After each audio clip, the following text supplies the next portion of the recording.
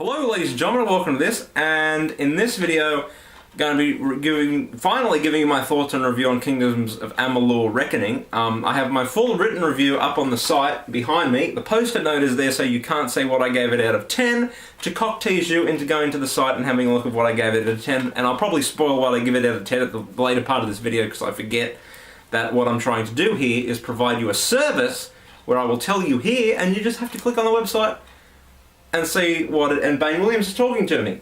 So yeah, you know, I don't know what I'm talking about. Anyway, drink break. Now, Kingdoms of Amalur Reckoning is an RPG game from EA and Big Huge Labs. I met who did I meet? The producer, really cool guy, Sean Bean, I think his name is. And anyway, it's a really awesome game. If you haven't played it, you probably should. Where do I start? God! My mind is not used to doing these review videos anymore. So it's a pretty good game. What it prides itself on is the combat. So in other RPGs such as Fable or Dragon Age, it's really button mashy. You got to keep mashing the buttons, mash the buttons, mash the buttons. In Skyrim, it's kind of more slow paced, more of a kind of, I don't know, how would you describe Skyrim's combat? It's definitely not, I don't know how you would describe Skyrim's combat, but in this one it's more tactical, it's more timing based.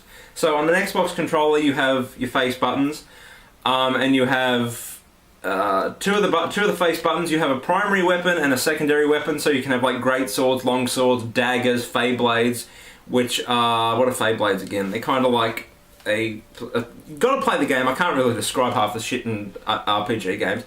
And you know, you hit one to do primary and secondary. They're not restricted, so you can have any weapon on primary or secondary. You can have bows and arrows and magic staves or staffs.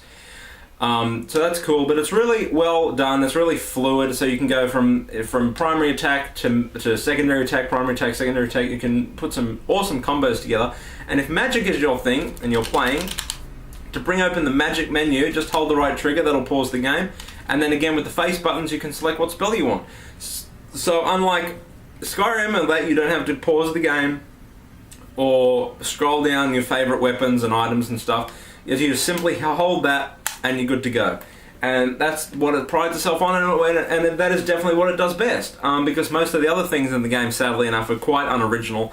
The look of the game, it looks really nice. It's just like everything's borrowed heavily. So the game looks like Fable, and it looks like World of Warcraft had a child. That would be what this game looks like.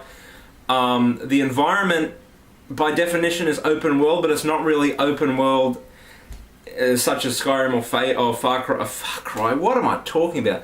Skyrim, well no, Far Cry is open world as well, so fuck you.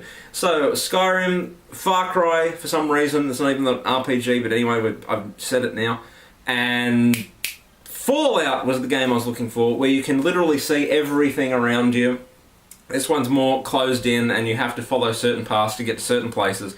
That's probably the biggest downfall for me personally, because it brings a lot of bloody invisible walls, which is just a pain in the ass. So you can explore off the path, don't get me wrong, like there are heaps of other ways to get stuff, but a lot of places are closed off simply because they're invisible walls. The story is confusing as all hell. I could not understand it at all. Apparently, you brought the story. Let me try and tell you my understanding of the story. Alright, so in the Kingdoms of Amalur, in wherever they are, the Kingdoms of Amalur is the place. You're actually in the Feylands, I think. Anyway, it's been a while since I played it. You're dead, and you're brought to a well of souls. You're the first experiment, and it brings you back to life. So, because you cheated fate, everyone in this game has a destiny, right? And, you know, you can't change that. So, by you being brought back to life, you have changed your destiny. So you are called the Fateless One, and everyone you interact with and everything you do, you can change the destinies of other people and other stuff. And on top of that, there's a civil war thing going on with the Tuatha or some people. Anyway, I could follow it. I followed it the best I can, but there's literally thousands and thousands. Like seriously, I would not be surprised if there were a good couple of thousand side quests, and because every town you go to, littered with exclamation marks. The minimap's really cool, everything's really good, the sound's really good. There's only like, the only gameplay problem is that the lip syncing is quite crappy, but fuck, who cares about the lip syncing in an RPG game? So I would recommend it. A lot of people said that it's much more of a simpler Skyrim. I would kind of disagree with that. There are some heavy elements in there, such as the story, and that you can build stuff, you can craft stuff, there's all the magic stuff, and you can... It's pretty much every RPG, but just with awesome combat. So if you haven't played it, I would recommend it.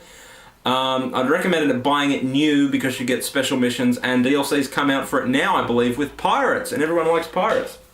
So again, review in the background, link in the description. Until next time, ladies and gentlemen, rate, comment, and subscribe. I'm out. Au revoir.